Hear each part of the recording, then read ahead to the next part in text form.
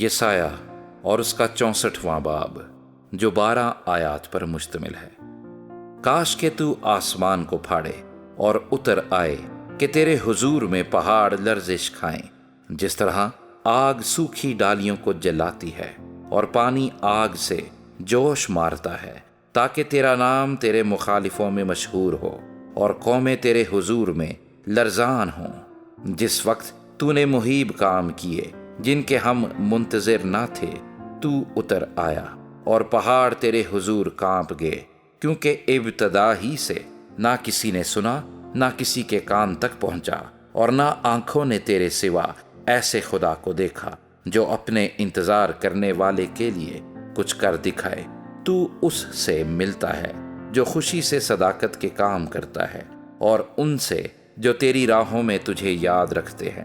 دیکھ، تو غضبناک ہوا کیونکہ ہم نے گناہ کیا، اور مدت تک اسی میں رہے، کیا ہم نجات پائیں گے؟ اور ہم تو سب کے سب ایسے ہیں جیسے ناپاک چیز، اور ہماری تمام راست بازی ناپاک لباس کی مانند ہے، اور ہم سب پتے کی طرح کملا جاتے ہیں، اور ہماری بد کرداری آندھی کی مانند ہم کو اڑا لے جاتی ہے۔ اور کوئی نہیں جو تیرا نام لے، جو اپنے آپ کو آمادہ کرے کہ تجھ سے لپٹا رہے، کیونکہ ہماری بد کرداری کے سبب سے تو ہم سے روپوش ہوا اور ہم کو پگھلا ڈالا۔ تو بھی اے خداوند، تو ہمارا باپ ہے، ہم مٹی ہیں اور تو کمہار ہے، اور ہم سب کے سب تیری دستکاری ہیں۔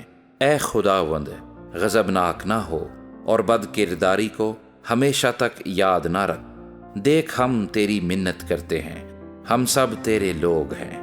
تیرے پاک شہر بیابان بن گئے، سیون سنسان اور یروشلیم ویران ہے۔ ہمارا خوشنما مقدس جس میں ہمارے باپ دادا تیری ستائش کرتے تھے، آگ سے جلایا گیا، اور ہماری نفیس چیزیں برباد ہو گئیں۔ اے خداوند، کیا تو اس پر بھی اپنے آپ کو روکے گا؟ کیا تو خاموش رہے گا اور ہم کو یوں بدحال کرے گا؟